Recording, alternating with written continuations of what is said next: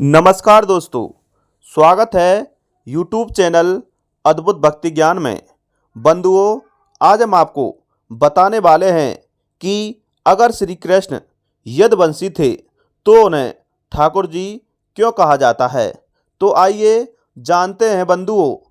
सज्जनों, अगर आपने हमारे इस अद्भुत भक्ति ज्ञान चैनल को सब्सक्राइब नहीं किया है तो कृपया हमारे चैनल को सब्सक्राइब कर लें। तो चलते हैं अपने वीडियो की तरफ। सज्जनों, भगवान श्री कृष्ण की जाति अहीर है। पद्म पुराण में स्पष्ट रूप से लिखित है कि अहीरों में जन्म लेने की भविष्यवाणी भगवान विष्णु ने स्वयं अहीर जाति के लोगों से वचन स्वरूप की थी। हे अभीरों, मैं द्वापर युग के अंत में मथुरा में अपने 8वें अवतार में आपके ही कुल जाति में जन्म लूँगा। आपके बीच में अपनी लीलाएं करूँगा और मेरे अवतार से आपका कुल और जाति सदा सदा के लिए कल्याण और सम्मान के पात्र बनेंगे। सज्जनों, आपका किया हुआ वादा उन्होंने मथुरा के कंस के कारागारवास के दौरान देवकी के गर्भ से जन्म लेकर पूरा किया था।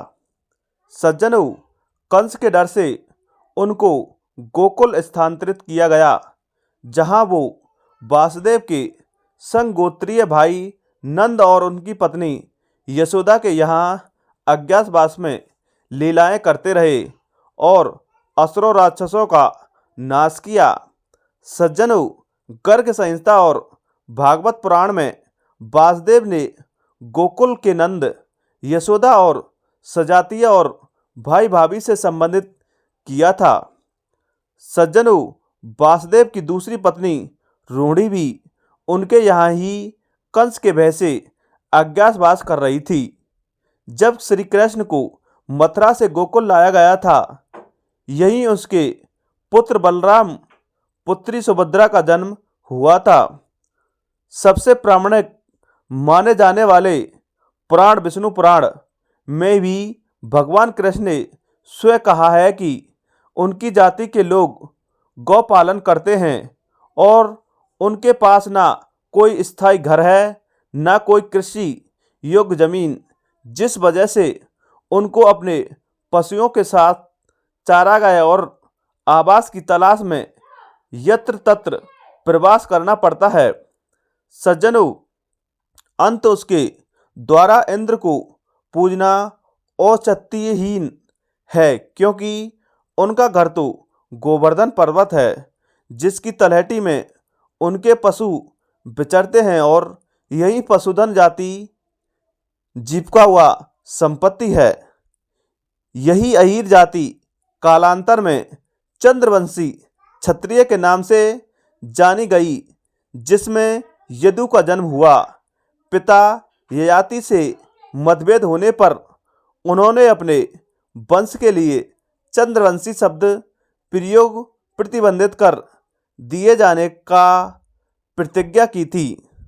आज से और अभी से मेरी आने वाली सभी संतान और फिर उसकी भावी संतान निरंतर मेरे नाम से जानी जाएगी और उनको मेरा वंशज होने के कारण यादव कहा जाएगा। वंश यदुवंश कहलाएगा। अतः सभी यदुवंशी या यादव क्षत्रियों की मूल जाति अभीर या अहीर है।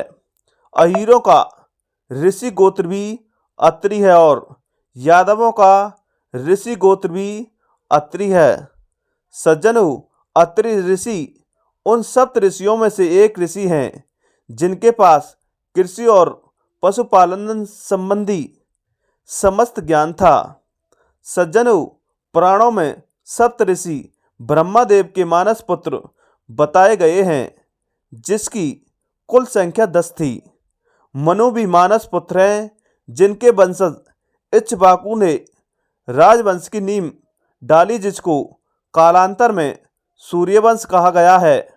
इसी सूर्यवंश में एक वंशज रघु ने लगभग खत्म हो गए सूर्यवंश को पुनः स्थापित किया और नए नाम से वंश शुरू किया, जिसका नाम रघुवंश पड़ा अत्रि ऋषि के वंशज चंद्रसोम के पुत्र पुरुवा ने भी एक राजवंश की नींव डाली, जिसको कालांतर में चंद्रवंश या सोमदेव कहा गया है।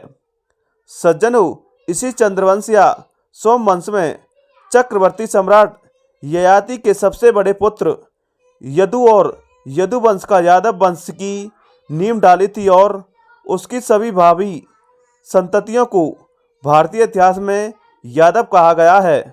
अतः चाहे फिर वो ययाति हो या उसके पांचों पुत्र यदु, तुर्बब, ध्रुव, अनु या पुरु, कृष्ण हो या बलराम, नंद हो या वासुदेव, उग्रसेन हो या कंस, देवकु हो या यशोदा, सुभद्रा हो या एकाग्रा, शिशुपाल हो या सहस्त्रार्जुन, सत्य हो या कृतवर्मा, सांब हो या प्रद्युम्न, अनिरुद्ध हो या वज्रभावी, आगे भी कदादे इन उपभोग यादवों क्षत्रियों के वंशजों ने अपने पिता या अन्य किसी पूर्वज के मान सम्मान के में कुछ और अलंकृत पूर्व संबंधनों को प्रयोग में लिया गया हो, पर वे सभी वो मूल रूप से अहीर ही ठाकुर मात्र एक पद या पदवी का नाम है, जाति कतई नहीं है। भारतीय उपमहाद्वीप की पुरातन भाषाओं जैसे संस्कृत, प्राकृत और पाली में ऐसा कोई शब्द नहीं था, जबकि वैदिक साहित्य, ब्राह्मण साहित्य, बौद्ध साहित्य और जैन साहित्य सभी आदिकाल से इनकी भाषाओं में लिखा गया है। हिंदवी और उर्दू के चलन के बाद ही यह शब्द भारतीय साहित्य में दिखाई दिया।